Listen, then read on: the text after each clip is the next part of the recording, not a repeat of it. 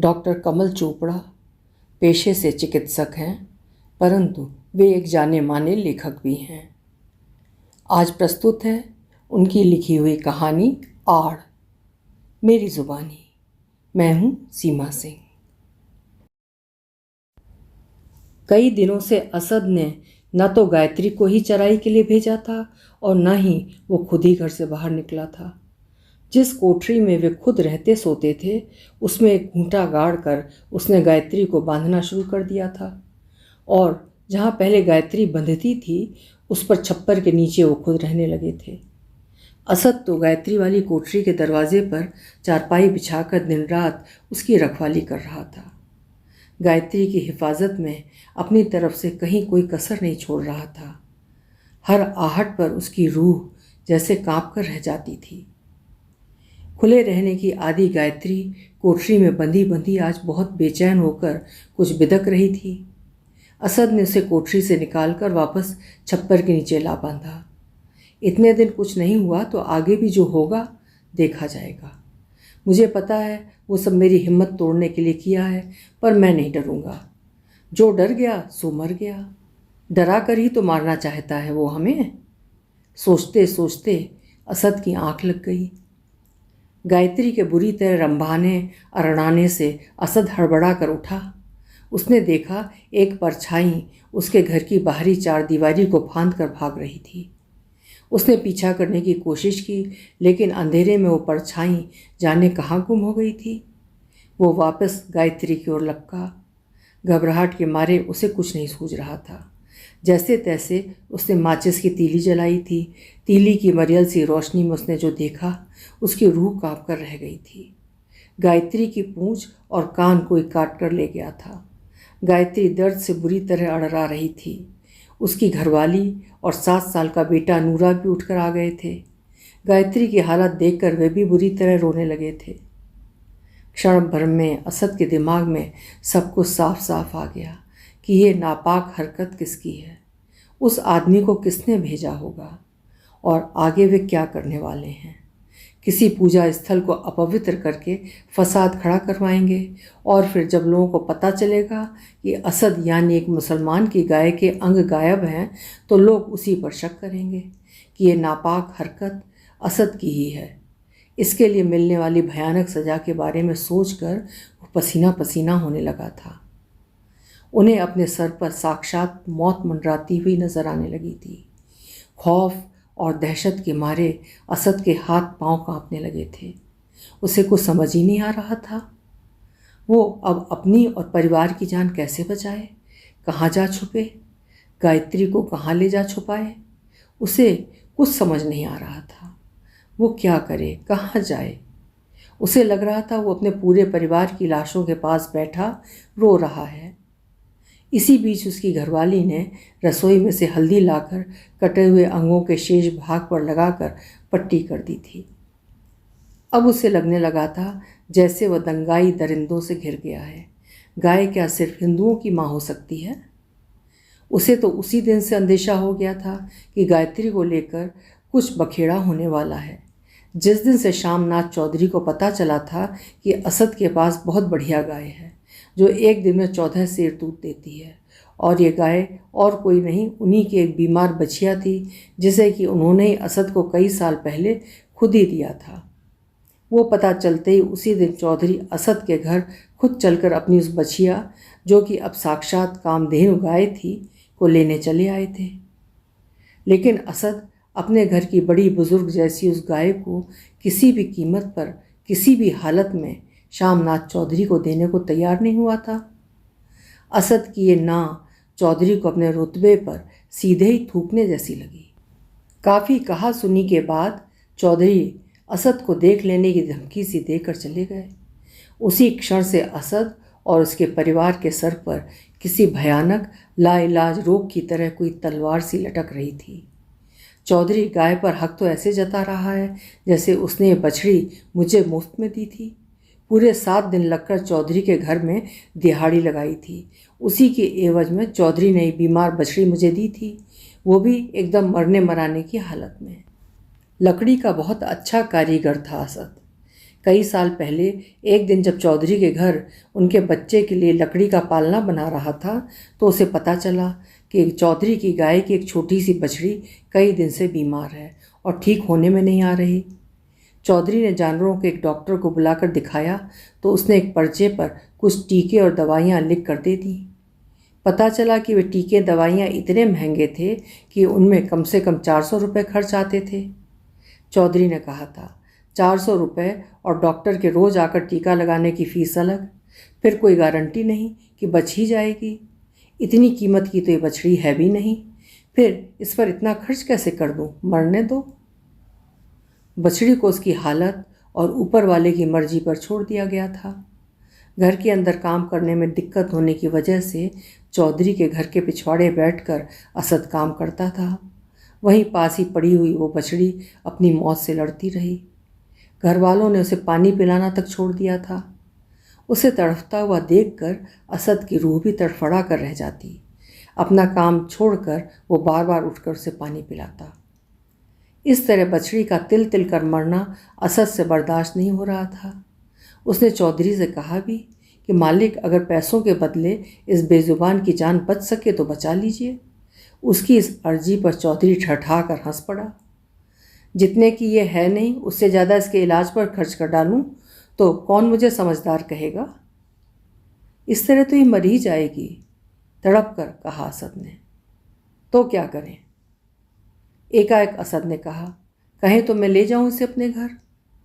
असद के इस प्रस्ताव को सुनते ही चौधरी के दिमाग में विचार कौंध गया। बहुत भावुक हुआ जा रहा है ये तो, एकदम बेवकूफ़ी की हद तक इसका भी कुछ फ़ायदा उठाया जा सकता है, पर क्या? चौधरी को एकदम चुप सा देखकर असद ने खुद ही कहा, आप चाहें तो आखिरी सांस गिनती इस बछड़ी के एवज में जो आपके यहाँ काम किया है वो मजदूरी आप ही रख लें। ठीक है, तू भी क्या याद करेगा, ले जा। उल्टा एहसान जताते चौधरी ने कहा। बिना कोई नफ़ा नुकसान सोचे असद बछड़ी को घर लाकर उसकी सेवा और दवा दारू में जुट गया। जाने कैसा लगाव हो गया था और उसके परिवार को उस बछड़ी से। अपना काम धंधा छोड़कर बछड़ी की सेवा में जुटा देख लोग उसे टोकते, पागल हो गए हो क्या, इस पर खर्च करने का फ़ायदा? किसी जीव से प्यार करना पागलपन होता है क्या? अपने घर के किसी फालतू बूढ़े बुजुर्ग या किसी बच्चे का इलाज करवाते समय नफ़ा नुकसान सोचा जाता है क्या? लोग उल्टा उसी पर हंसते और गर्दन झटक कर चल देते।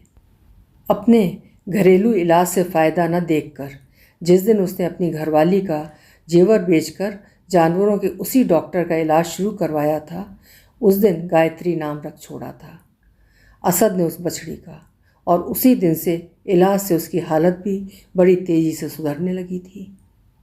उसी बीमार बछड़ी ने बड़ी होकर असद और उसके परिवार के सारे दरिद्र धोकर रख दिए थे। उसके सारे कर्जे अपने दूध से चुका ही दिए थे। गायत्री की मदद के बिना नसीम के हाथ पीले होने नामुमकिन सी ही बात थी। नसीम भी तो उसे अपनी सगी माँ से भी बढ़कर मानती थी। ससुराल के लिए विदा होने के वक्त गायत्री के गले लगकर कैसे फूट फूट कर रोई थी। उसके जाने के बाद भी 2-4 दिन गायत्री ने चारे में मुंह तक नहीं मारा था। फिर कुछ दिन बाद जब नसीम की खैर खैरियत की चिट्ठी आई थी, नसीम की माँ ने वो चिट्ठी सबसे पहले गायत्री को पढ़कर सुनाई थी। वो बेजुबान भी जैसे सब कुछ ही तो समझती थी। नसीम के राजी खुशी होने की खबर पाकर पेट भर कर खाया था उस दिन गायत्री ने, और नूरे की माँ ने भी तो गायत्री को आटे का पेड़ा खिलाए बिना खुद कभी नहीं खाया था। लोग हंसते, पिछले जन्म में कहीं तुम लोग हिंदू तो नहीं थे? माँ की तरह पूज रही है गायत्री तुम्हारे यहाँ। वो फ़ख्र से जवाब देता, माँ होने के सारे फ़र्ज पूरे किए हैं गायत्री ने, फिर सभी जीवों से प्यार करना तो सभी धर्मों में सिखाया जाता है। अपने जवाब पर लोगों को हैरान होते देखो कहता, पता नहीं क्यों लोग अपने धर्म के बारे में सिर्फ खुशफहमियाँ और दूसरों के धर्म के बारे में सिर्फ गलत फहमियाँ ही पाले रहते हैं। गायत्री, जो कि अब तक उस परिवार में बड़ी बुजुर्ग की सी हैसियत रखती थी और जिसे पहले उन्होंने पाला था, अब वो खुद उस पूरे परिवार को पाल रही थी। असद को परेशान देखकर बार बार रंभा उठती थी, जैसे उसे दिलासा दे रही हो। असद भी अपना दुख और उसका दर्द साझा करना चाहता था और उसके गले लगकर रोने लगता, जैसे वो सब कुछ समझ बूझ रही हो। श्यामनाथ जो चाहता है मैं कैसे मान लूँ? कहता है थोड़े बहुत पैसे लेकर गाय मुझे सौंप दे। कोई पैसे लेकर अपनी माँ दूसरों को सौंप सकता है? कोई उस चौधरी से पूछे, उस वक्त तूने भी उस बीमार बच्चिया को मरने के लिए छोड़ दिया था, अब तू किस मुंह से उसे मांग सकता है? ये तो जोर जबरदस्ती की बात हो गई, सिर्फ इसलिए कि हम गरीब हैं और मुस्लिम भी। इसी बात का ही तो मुझे डर है कि कहीं श्यामनाथ ओछे हथकंडों पर ना उतर आए और खुद ही कोई नापाक हरकत करके खुद ही कोई बखेड़ा ना खड़ा कर दे और अपने फ़ायदे के लिए कोई दंगा ना करवा डाले। रूह काँप कर रह गई असद की। उसके दिलो दिमाग पर कितने ही मासूम और बेगुनाहों की चीख पुकार चील कौओं की तरह मंडराने लगी थी। उसकी घरवाली और बेटे का घर में से निकलना भी दूभर हो गया था। उन्हें रास्ते में रोककर श्यामनाथ चौधरी की बात मान लेने के लिए धमकियां दी जाने लगी थीं। शाम हो चुकी थी। चूल्हा जलाती हुई नूरे की माँ बोली, क्यों जी, यो ना हो सके कि कुछ दिनों के लिए गायत्री को ले जाके मामा के यहाँ छोड़ाओ? कम से कम गायत्री तो सही सलामत रहेगी वहाँ। मेरे दिमाग में भी आई थी बात। चौधरी को तो कुछ ना कुछ मौका चाहिए।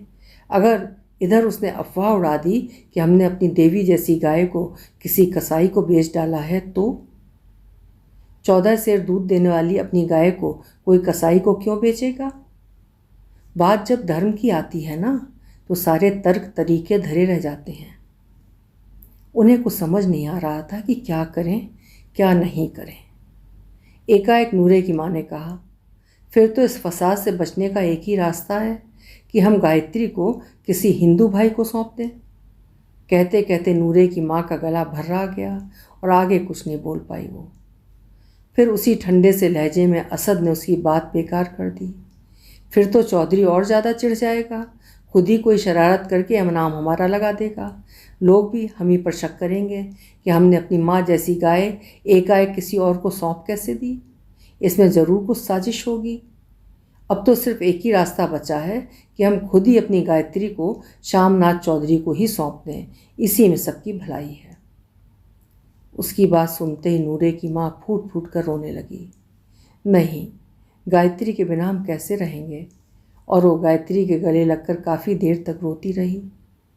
बेहद निराश और नाउम्मीद सा होकर असद ने कहा, इसके सिवाय अब हमारे पास कोई चारा नहीं है, वरना बात बढ़ गई तो जाने कितने मासूम और बेगुनाह बेमौत मारे जाएंगे।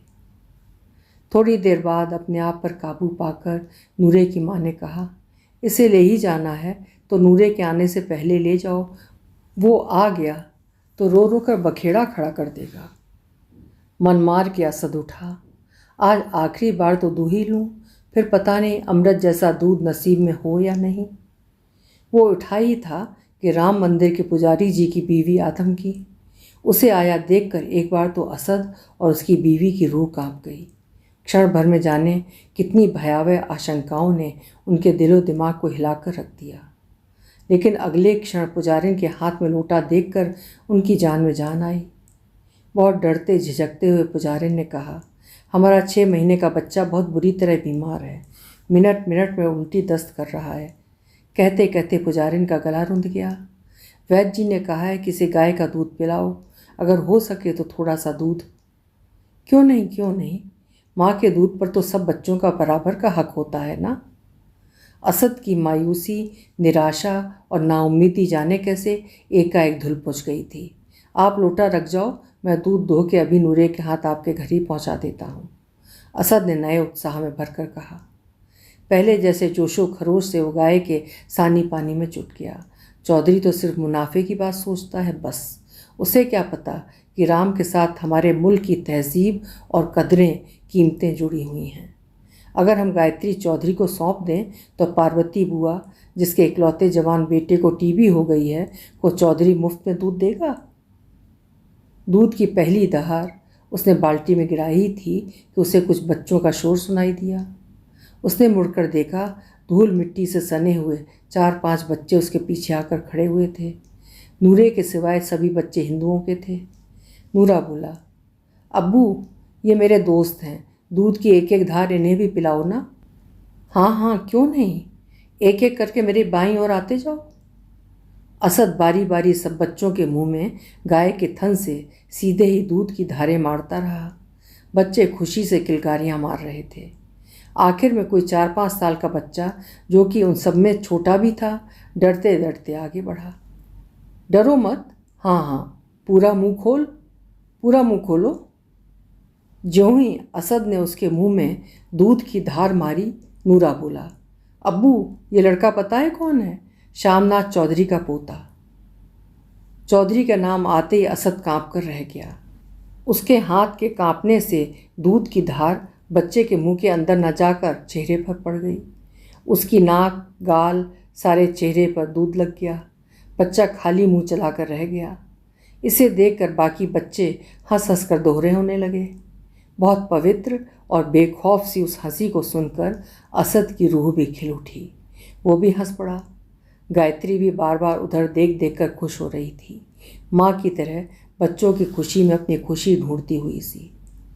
असद ने चौधरी के पोते का मुंह पुछवाया और फिर बड़े प्यार से दूध की धार पिलाई। खुशी से उछलता हुआ वो जाने लगा तो असद ने उसे आवाज़ देकर रोका और कहा, अपने दादा को कहियो कि गाय जो दूध देती है उस पर लोगों का नाम लिख कर नहीं देती। माँ के दूध पर सब बच्चों का बराबर हक होता है। गाय के दूध पर सिर्फ अपना नाम लिखने की कोशिश फिजूल है। उनके जाने के बाद असद को लगा कि श्यामनाथ के पोते से उसे ये सब नहीं कहना चाहिए था। वो तो पहले से ही फूका बैठा है, कहीं उसे ये सब बुरा लगा तो चिढ़कर जाने क्या कर बैठे। कैसे बुरे बुरे ख्यालों के डर से उसे सारी रात नींद नहीं आई, लेकिन कुछ ऐसा वैसा हुआ नहीं। इससे असद को थोड़ी तसल्ली हो गई थी। अगली रात गायत्री के कोठरी के अंदर बंधे बंधे कूदने बिदकने से असद उसे वापस उसी छप्पर के नीचे ला बांधा और उसी रात उसकी पूंछ और कान काट लिए गए थे। इस सब का ही तो डर असद को खाए जा रहा था। उसे लगा आज की रात उसके परिवार की आखिरी रात है। आज का दिन देखना भी नसीब होगा या नहीं, कुछ पता नहीं। गलती मेरी है, मैंने गायत्री को बाहर बांधा ही क्यों? लोग अपने छोटे छोटे स्वार्थों के लिए धर्म की आड़ लेकर कितना नीचे गिर सकते हैं, कितने लोगों की जान ले सकते हैं। उनके घर पर मची हुई कुरलाहट को सुनकर आसपास के उनकी बिरादरी के लोग आ जुटे थे। क्या हुआ, क्या हुआ? खैर तो है ना, कुछ बोलो भी। बहुत खोद खोद कर पूछने के बावजूद वे बोले कुछ नहीं, बस रोते रहे। फिर असद ने बस इतना कहा, किसी ने गायत्री के कान और पूंछ काट लिए और अब खुद ही दंगा कर उसका जिम्मा हम पर ही डालना चाहता है कौन वो काफिर? उसे जिंदा नहीं छोड़ेंगे हम। है कौन वो? असद ने किसी का नाम नहीं बताया, पर कुछ ही देर में लाठियों और लोहे के सरियों से लैस एक सेना तैयार हो गई थी और वे अपने धर्म की जय और दूसरे धर्म के नाश के नारे लगाने लगे थे। असद को थोड़ा सहारा तो हो गया था कि अब वो उतना अकेला और असहाय नहीं है, पर लग रहा था कि जो होने वाला है वो किसी के लिए भी अच्छा नहीं होगा। पूरे इलाके में तनाव की स्थिति उत्पन्न हो गई थी। वैसा ही हो रहा था जैसा असद को डर था। उधर मंदिर के बाहर भी भीड़ आ जुटी थी। धर्म पर आए खतरे को देखते हुए उनके हाथों में भी त्रिशूल, लाठियाँ और सरिये आ गए थे। श्यामनाथ मंदिर के बाहरी अहाते में खड़े इधर उधर जैसे कुछ ढूंढ रहे थे। पुजारी जी शोर सुनकर बाहर आए और पूछने लगे, ये सब क्या है, क्या ढूंढ रहे हैं चौधरी साहब? हड़बड़ा गए श्यामनाथ। वो ढूंढना क्या? हाँ हाँ, सुना है कि किसी ने गाय के कटे हुए अंग यहाँ दिख नहीं रहे। गए कहाँ? म्लेच्छों की हिम्मत तो देखो, हम इन म्लेच्छों का नामो निशान मिटा देंगे। लेकिन चौधरी साहब, यहाँ ऐसा कुछ नहीं हुआ है। किसी ने मंदिर में कोई मांस वांस नहीं फेंका है। मैंने सुबह खुद सफाई वफाई की है, मुझे तो ऐसा कुछ नहीं मिला। लेकिन आपने किससे सुना ये सब? जवाब नहीं दे सके श्यामनाथ चौधरी। नारे लगाती हुई भीड़ भी एकदम चुप हो आई थी। पुजारी जी ने हंसते हुए कहा, चौधरी साहब, आप भी इतने बड़े आदमी होकर अफवाहों पर यकीन करते चले आए। अफवाह क्या, मैंने तो खुद। कहते कहते एकाएक रुक गए चौधरी। उन्हें लगा इतने लोगों के बीच जैसे वो एकाएक नंगे हो गए हैं। एकाएक सन्नाटा सा छा गया था वहाँ। चौधरी साहब के हाथ पांव कांपने लगे। अगर लोगों को पता चल जाए कि ये हरकत उन्हीं की है तो लोग क्षण भर में उनके चीथड़े उड़ा देंगे। मारे घबराहट के चौधरी साहब पसीना पसीना हो आए। आए बाएं करते हुए बोले, मैंने तो खुद कहा है कि अफवाह ही होगी। बात को संभाल ही लिया चौधरी साहब ने। उनके साथियों की भी जान में जान आ गई। श्यामनाथ चौधरी की आवाज़ की कड़क फिर लौट आई थी। पर पता चला है कि वो असद है ना, उस म्लेच्छ ने जो गाय पाल रखी थी, उसके कान और पूंछ गायब हैं। हमारे मंदिर को अपवित्र करने के लिए ही उसने ये हरकत कराई है। ठीक है, यहाँ गऊ मांस बरामद नहीं हुआ है, पर उस म्लेच्छ ने गऊ माता के साथ ऐसा हिंसक हरकत किस लिए की है? अब एकाएक पुजारी जी को कोई जवाब नहीं सूझा। उन्होंने हथियारों से लैस भीड़ को देखा। उनकी आत्मा कांप उठी। चौधरी साहब कड़कड़ाते हुए अपना सवाल फिर दोहरा रहे थे। पुजारी जी के दिलो दिमाग पर जाने कितने बेकसूर और मासूमों की चीख पुकार चील कौओं की तरह मंडराने लगी थी। जैसे भी हो, मैं ये हिंसा नहीं होने दूंगा। मनी मन उन्होंने निर्णय किया और बोले, वो दरअसल ऐसा हुआ कि कल मैं असद के घर के पास वाले कीकर के पेड़ से दातुन काटने गया हुआ था। वहीं असद की गाय भी चल रही थी। एकाएक उस गाय को जाने क्या हुआ कि मुझे मारने दौड़ पड़ी। मेरे तो होश ही उड़ गए। मेरे हाथ में दातुन काटने वाला चाकू था। मैंने अपनी आत्मरक्षा को वही चला दिया और बस असद की उस गाय के कान और पूंछ कट गए। मुझे भी बहुत अफसोस है। यह जो कुछ भी हुआ, खैर, मैं इसके लिए शास्त्रों के अनुसार पश्चाताप करूंगा ही। पुजारी जी से ऐसे बयान को चौधरी साहब को बिल्कुल भी आशा नहीं थी। उनके लिए अब ये समझना कुछ मुश्किल नहीं था कि खुद उन्होंने रात को जो गऊ मांस मंदिर में फेंकवाया था, उसे दिन होने से पहले पुजारी जी ने कहीं फेंक कर छुपा कर जगह को धो धाकर साफ कर दिया होगा, ताकि दंगा ना हो सके, हिंसा ना भड़क सके। अपने इरादों और मंसूबों पर पानी फिरता देख चौधरी श्यामनाथ को गुस्सा तो बड़ा आ रहा था, पर वे कर कुछ नहीं पा रहे थे। वे खींच उठे। क्यों झूठ बोल रहे हैं पुजारी जी? आप शायद असद को बचाना चाहते हैं। आप जैसों की वजह से हमारा धर्म मार खा रहा है। हम कैसे मान लें कि आप जो कह रहे हैं वो सच है? आप ही बताइए, कैसे विश्वास होगा आपको? ठीक है, आप भगवान जी की मूर्ति के सामने खड़े होकर कसम खाइए कि आप जो कह रहे हैं वो सच है। श्यामनाथ चौधरी जानते थे कि पुजारी जी झूठ बोल रहे हैं। अब देखता हूँ कैसे खाते हैं झूठी कसम। पुजारी जी धर्म संकट में पड़ गए थे। यूं ही झूठ बोलना और बात है, पर मंदिर में भगवान के सामने खड़े होकर कसम खाना और बात है। कैसे खाएं वो झूठी कसम? उनकी आत्मा तक कांप उठी थी। तो क्या बेकसूर और मासूमों को हिंसा की आग में धकेल दें? नहीं, मेरा धर्म हर हालत में हिंसा से लोगों को बचाने की शिक्षा देता है। मैं दंगा नहीं होने दूंगा। इसके लिए मुझे चाहे कुछ भी करना पड़े। और पुजारी जी ने सबके सामने कसम खाकर हिंसा को भड़कने से रोक लिया। मुंह की खाकर श्यामनाथ अपने घर की ओर लौटते हुए सोचने लगे थे, एक तो काम नहीं बन पाया, ऊपर से मैंने गऊ माता के कान और पूंछ कटवा डाले। उल्टा वो पाप मेरे सिर चढ़ गया। एक मैं हूँ जो, और एक वो पुजारी जी जिसने झूठी कसम खाकर इतना बड़ा फसाद होने से रोक लिया। लेकिन मैं श्यामनाथ इनसे मात खा लूँ? जिस दिन कभी मौका मिला तब बताऊंगा इन्हें। खतरा टल गया था। शाम तक सब कुछ शांत हो गया था, पर गऊ माता के जख्म अभी भी टीस रहे थे। असद और दूसरे लोगों के मन में पुजारी जी के लिए इज्जत और भी बढ़ गई थी। कई दिन बाद सुबह सुबह जबकि श्यामनाथ चौधरी कोई नई तगड़ी चाल चलकर पुराना हिसाब चुकाने की सोच रहे थे, असद गाय की एक नन्ही सी बछड़ी को लिए हुए आ पहुंचा था। दुआ सलाम के बाद असद ने कहा, मालिक, हमारी गाय गायत्री ने बछड़ी दी थी, इसे मैं आपको भेंट करने आया हूँ। दूध जैसी सफ़ेद नन्ही सी बछड़ी को देखकर चौधरी की रूह तक जैसे खिल उठी थी। शर्म से पानी पानी हो गए श्यामनाथ चौधरी। उन्हें लगा कि जैसे किसी ने थप्पड़ मार मार कर उनके चेहरे को इतना बिगाड़ दिया है कि वे किसी को मुंह दिखाने लायक नहीं रहे हैं। अभी आप सुन रहे थे डॉक्टर कमल चोपड़ा जी की लिखी हुई कहानी आड़। कहानी बहुत खूबसूरत, बहुत ही सकारात्मक थी। मूक पशुओं के प्रति प्रेम और आपसी भाईचारे का संदेश देती हुई ये कहानी आपको ज़रूर पसंद आई होगी। अपने विचार कमेंट सेक्शन में ज़रूर लिखिएगा। कल फिर मिलेंगे। आपका समय शुभ हो।